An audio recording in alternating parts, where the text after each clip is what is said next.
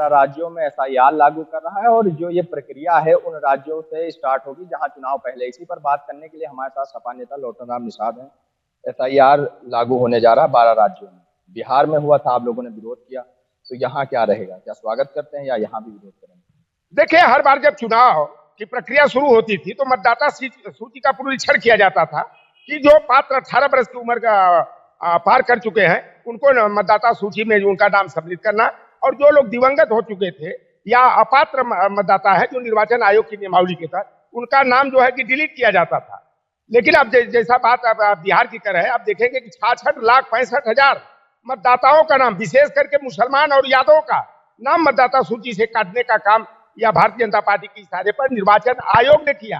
वो जो मुख्य निर्वाचन आयोग है, कह लीजिए कि केचुआ जो है, उन्होंने जो है कि भारतीय जनता पार्टी के हाथ की कठपुतली बन करके पात्र मतदाता जो राजद समर्थक, कांग्रेस समर्थक थे, उनका नाम जो है कि मतदाता सूची से विलोपित करने का काम किया। इस बार हम लोग उत्तर प्रदेश में पूरी मुस्तैदी से जुटे हैं।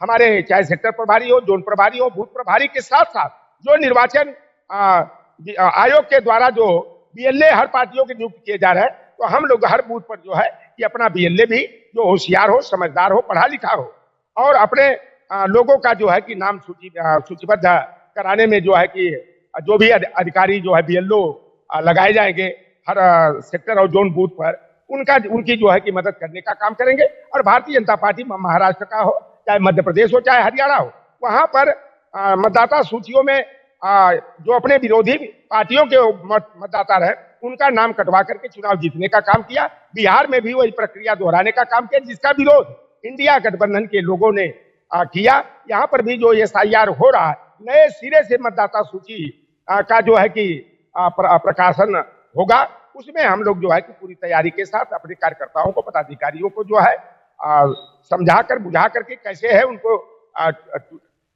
रास्ता बता दिया गया। उसके हिसाब से जो है कि हम लोग जो है कोई भी पात्र जो मतदाता बनने का है उसका नाम जो है कि मतदाता सूची में रखकर शामिल कराया जाएगा।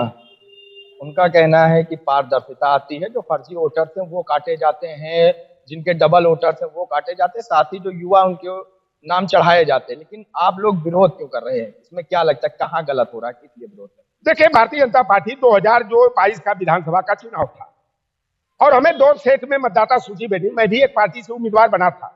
हमें नवंबर की भी मतदाता सूची एक सेट मिल गई, 1 जनवरी की भी मिली।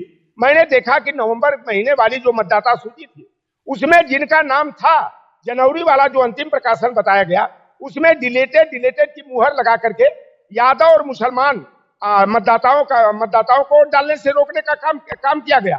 तभी से हम लोग सावधान हो गए थे और बिहार में जो बड़े पैमाने पर 66,65,000 मतदाताओं का नाम जो यादव और मुसलमान थे, राजद समर्थक थे, उनका नाम गलत तरीके से जो है कि काटने का काम किया गया था।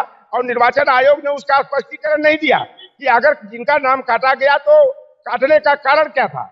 उत्तर प्रदेश में भी हम लोग पूरी तरह से सावधान है और हमारे जो बीएलए हैं वह इस तरह की जो गड़बड़ी निर्वाचन विभाग के कर्मचारियों अधिकारियों के द्वारा की जाएगी उस पर पूरी तरह से जो है कि रोक लगाने के लिए पूरी मुस्तैदी के साथ जुट करके काम करेंगे। हमारे साथ सपा नेता लोटन राम निषाद थे जिन्होंने एसआईआर पर अपनी बात रखी। सहयोगी अंकित के साथ मोहम्मद आमिर, न्यूज़ 7 दिल्ली।